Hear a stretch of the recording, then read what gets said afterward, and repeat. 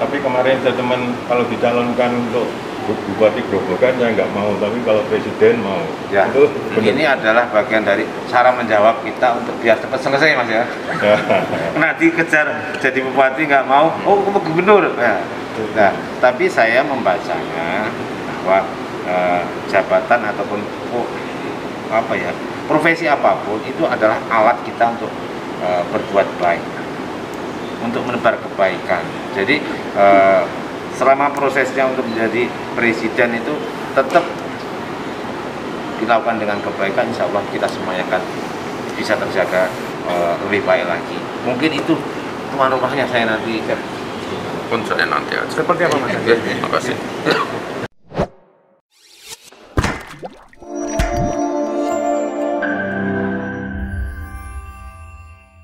Crazy Rich asal Kabupaten Grobogan, Djoko Suranto bertamu di kantor Wali Kota Solo, Gibran Rakabuming Raka di Kompleks Balai Kota Solo.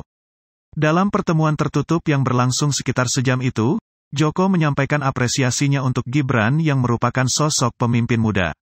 Saya mengapresiasi beliau sebagai profesional karena saya bukan politisi. Beliau adalah wali kota masa depan karena saya melihatnya sebagai pribadi yang cepat belajar, kata Djoko kepada wartawan di Balai Kota Solo, Senin, 9/5. Menurutnya, Gibran juga merupakan sosok responsif dan punya inisiatif. Salah satunya ialah ketika Gibran membuka pusat-pusat perekonomian, seperti Pasar Murah dan Night Market Ngarsopuro. Dalam pertemuan itu, Djoko juga membenarkan adanya kerjasama antara keduanya. Namun mereka enggan membeberkannya. Beliau meminta ayo bantu support apa yang bisa. Ini mengundang swasta untuk masuk. Saya sampaikan banyak hal tadi. Saya tidak menyanggupi semuanya tadi karena saya bukan orang super. Tapi setidaknya saya akan announce ke pengusaha. Saya ajak ke Solo, kota yang penuh suasana romansa bagi saya, ujarnya.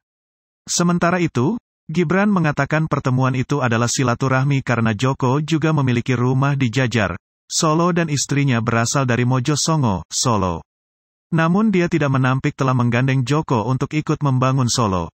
Silaturahmi biasa. Dan teman-teman media kan juga sudah tahu kalau saya sering kolaborasi dengan swasta, misalnya Juruk dengan Taman Safari, ya kolaborasi seperti itulah nanti ke depan harus kita genjot. Orang-orang seperti beliau harus kita gandeng, pungkasnya. Mengapresiasi sebagai profesional ya, saya bukan politisi, beliau adalah wali kota masa depan atau mungkin masa depan insya Allah ya, karena saya melihatnya sebagai fast learner, pribadi yang cukup cepat belajar. Nah, indikatornya kalau saya boleh menyampaikan, yang pertama beliau selalu ambil posisi salah, ambil posisi kurang, diseneni juga diterima. Artinya apa? Gampang move on, gampang menerima. Siapapun yang gampang belajar maka akan menjadi lebih pintar. Yang kedua yang saya lihat adalah inisiatif. Tanpa inisiatif nggak akan gerak kemana-mana. Salah satunya yang saya tangkap adalah ketika membuka pasar-pasar, mendorong pertumbuhan ekonomi. Yang ketiga juga, indikator yang saya tangkap adalah responsif. Seperti saat inilah, ketika saya merasa sebagai warga Solo, kemudian quote and quote, walaupun belum berbuat sesuatu di Solo, tapi ya sudah mendengar apa yang sedikit kita lakukan, beliau responsif, kemudian meminta, ayo Mas bantu support apa yang bisa ini, mengundang swasta untuk masuk. Beliau sampaikan banyak hal tadi, dan saya tidak menyanggupi semuanya karena kita juga bukan orang yang super, tapi setidaknya akan saya announce kepada teman-teman pengusaha. Saya akan ajak datang ke Solo, kota yang penuh suasana romansa masa muda saya ini, dan matur nuwun, kira-kira seperti itu. Ini suatu saya senang hati di sini melihat Mas Wali, Mas Gibran ini. Suatu saat pasti kita akan gembira melihat apa yang ditumbuhkan oleh Mas Gibran. Kemudian suatu saat mungkin siapa tahu beliau bisa memberikan kebanggaan buat kita semuanya. Insya Allah kita support. Dan selain saya mengapresiasi apa yang dicapai Mas Gibran sampai saat ini, ada satu sosok juga boleh saya sebutin di sini Mas ya. Mbak Puan ini, beliau juga sesuatu ya. Karena apa? Mikirin air bersih di Wonogiri. Meskipun itu bukan tupoksinya.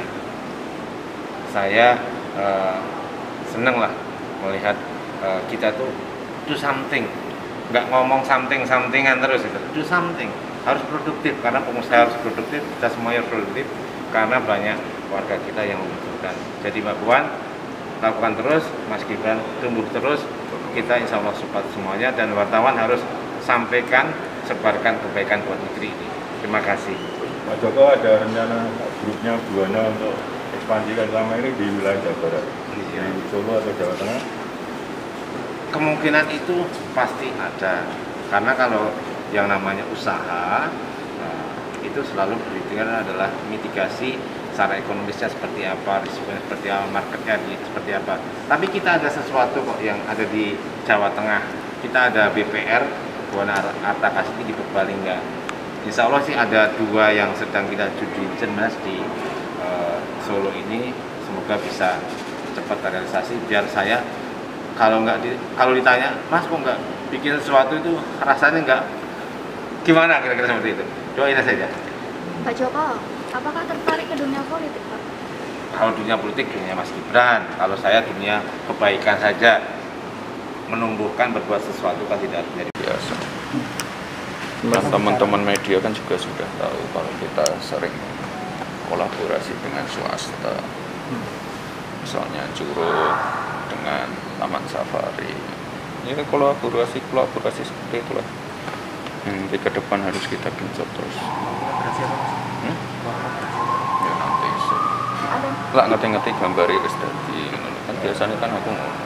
Tapi dari Pak Jokowi tadi sempat menyinggung untuk apa? Enggak, ini silaturahmi aja karena beliau ini sebenarnya orang Jajar. Istrinya kan orang Mojosongo. Itu loh. Beliau sebenarnya orang Solo. Jadi silaturahmi aja sebelum beliau ini kembali ke Jawa Barat. Itu aja. Tetap menawarkan sesuatu perubahan. Oh iya, enggak, intinya sih saya sangat mengapresiasi apa yang dilakukan beliau di Grobogan ya. Ini kan sesuatu yang sangat membantu warga lah. Dan sekali lagi kalau di Solo ini untuk penanganan COVID, pemulihan ekonomi semuanya kan kolaborasi dengan swasta. Jadi ya orang-orang seperti beliau ini ya kedepannya harus kita gandeng. Ada potensi Solo yang bisa dipaparkan masalah? Tadi ada beberapa. Tadi ya, intinya saya paparkan aja. Kami terbuka untuk semua pihak lah yang ingin membesarkan dan ingin menggenjot, terutama untuk menggenjot pemulihan ekonomi yang paling penting ini. Tapi kalau aksi di Grobogan itu kan cenderung seolah-olah dia menunggu pemerintah belum melakukan apa-apa, terus dia akhirnya bergerak lagi. Ya makanya kan beliau kan juga gregetan dengan orang-orang yang responnya tidak cepat. Makanya ya saya sekali lagi mengapresiasi lah, ini kan untuk kebaikan warga ya, bukan untuk apa-apa. Ada masukan terkait pembangunan jalan gitu nggak sih, Mas? Di Solo? Ya, Oh Solo enggak. Kalau di Solo enggak. Tadi saya membicarakan masalah lain, misalnya penghijauan dan lain-lain, karena masih sangat kurang. Dan saya mengakui itu. Mas ya. Untuk yang kemarin